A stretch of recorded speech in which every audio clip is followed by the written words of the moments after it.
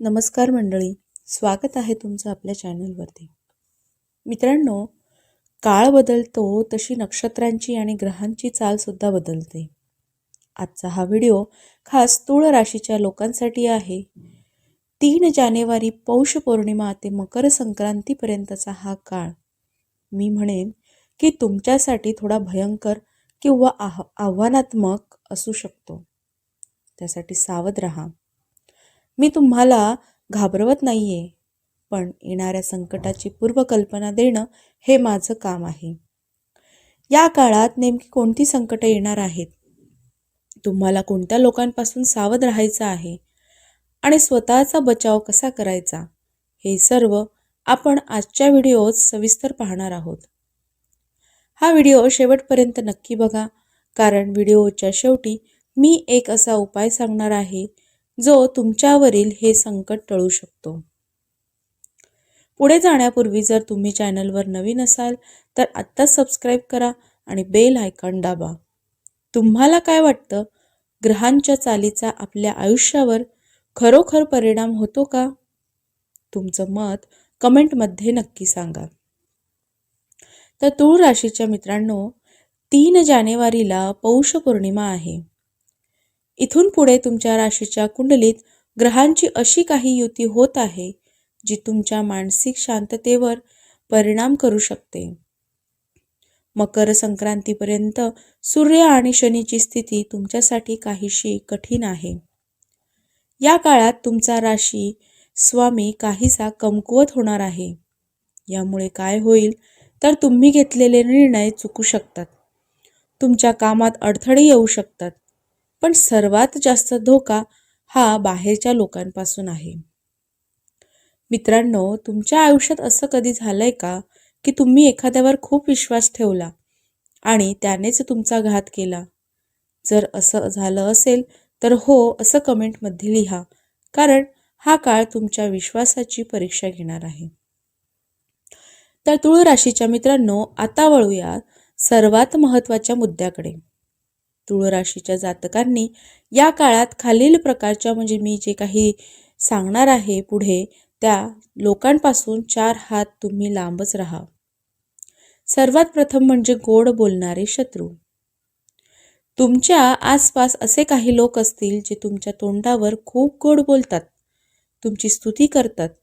पण लक्षात ठेवा, 3 जानेवारी नंतर म्हणजेच पौष पौर्णिमेनंतर हेच लोक तुमच्या पाठीमागे कटकारस्थान करू शकता. तुमच्या खाजगी गोष्टी तुम्ही कोणाशीही शेअर करू नका, नाहीतर हे लोक तुमच्या मागे तुमचे कटकारस्थान करू शकतात. त्यामुळे ह्या गोष्टी तुम्ही लपवून ठेवा त्यांच्यापासून. तुम्ही काय करणार आहात पुढे, तुमचे काय प्लॅन्स आहेत, हे अजिबात या लोकांना सांगायचे नाही आहेत. त्यानंतर जुने मित्र किंवा नातेवाईक जे अचानक जवळ आलेत. मित्रांनो, असे काही लोक जे वर्षानुवर्षे तुम्हाला विसरले होते, पण आता अचानक तुमच्याशी खूप जवळीक साधत आहेत. त्यांच्यापासून सुद्धा तुम्ही सावध राहा. या काळात पैशांचे व्यवहार तर चुकूनही करू नका. हे लोक तुमचा फायदा उचलण्यासाठी, तुमचे जे जुने मित्र किंवा जुने नातेवाईक जे कधीही आपल्याशी बोलत नव्हते, ते आता अचानक तुमच्या जवळ येत आहेत. ते कशासाठी? तुमच्याकडून काहीतरी त्यांचा फायदा झाला पाहिजे, तुम्ही त्यांना पैसे दिले पाहिजे किंवा दुसऱ्या काही गोष्टी ते तुम्हाला मागू शकतात. त्यामुळे या काळात पैशांचे व्यवहार तर चुकूनही करू नका आणि या लोकांपासून तुम्ही 4 हात सुरुवातीलाच लांब राहा.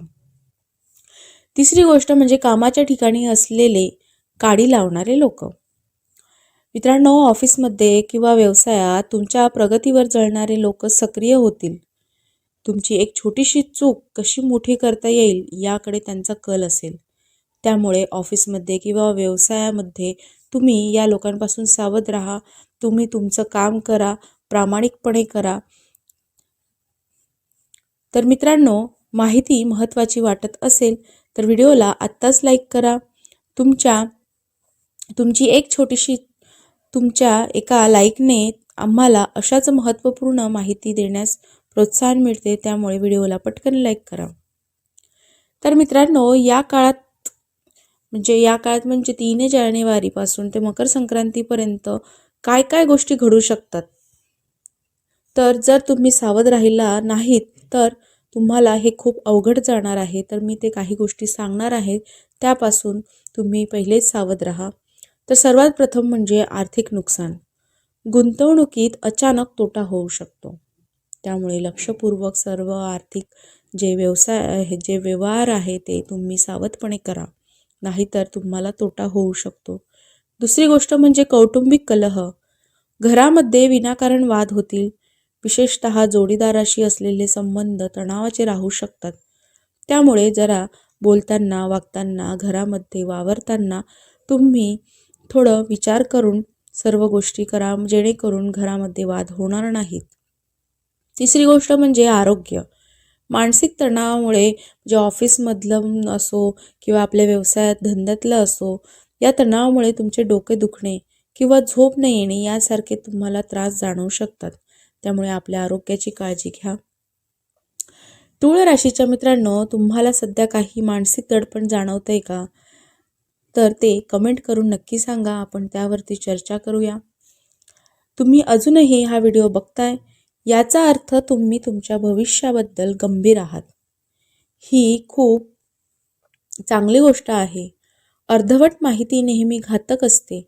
त्यामुळे आता आपण पाहणार आहोत की या संकटातून बाहेर कसं पडायचं, काय उपाय आहेत जे केल्यामुळे आपल्याला हे सगळ्या गोष्टीपासून आपली मुक्तता होईल आणि आपण आपले जे रुटीन आहे ते व्यवस्थित चालेल, नॉर्मल चालेल आणि या लोकांपासून आपण आधीच सावध राहणार आहोत. त्यामुळे काळजी करू नका, सर्व काही व्यवस्थित होईल.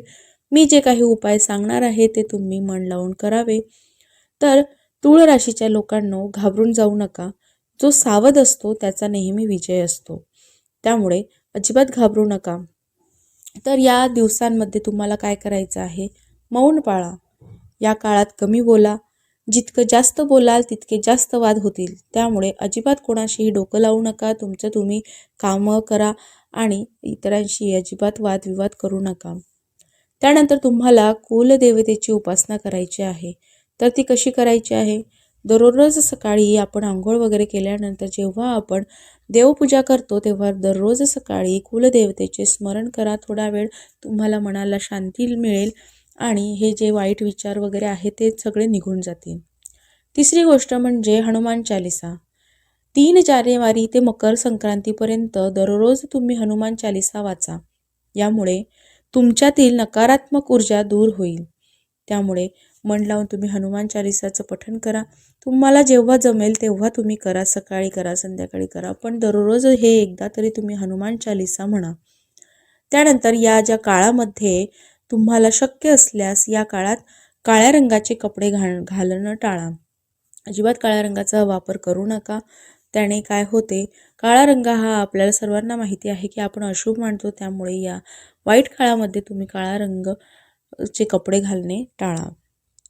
तर मकर संक्रांतीनंतर सूर्य मकर राशीत प्रवेश करेल आणि तुमच्यावरील हे सावट हळूहळू दूर व्हायला सुरुवात होईल.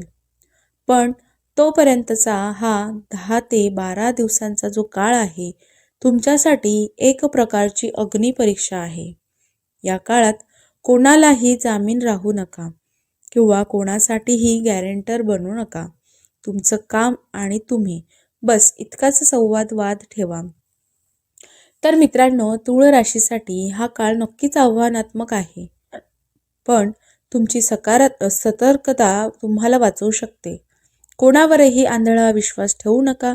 स्वतःच्या बुद्धीने निर्णय घ्या. तुम्हाला आजचा हा व्हिडिओ कसा वाटला? तुमच्या राशीबद्दल तुम्हाला अजून काही जाणून घ्यायचे असेल तर तुमची रास आणि तुमची समस्या कमेंटमध्ये लिहा. मी प्रत्येक कमेंट वाचते आणि त्यावर उत्तर देण्याचा प्रयत्न करते.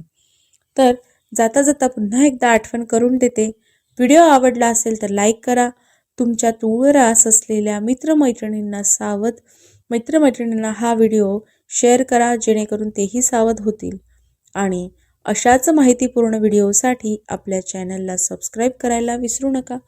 भेटूया पुढच्या व्हिडिओमध्ये. तोपर्यंत स्वतःची काळजी घ्या. श्री स्वामी समर्थ. धन्यवाद.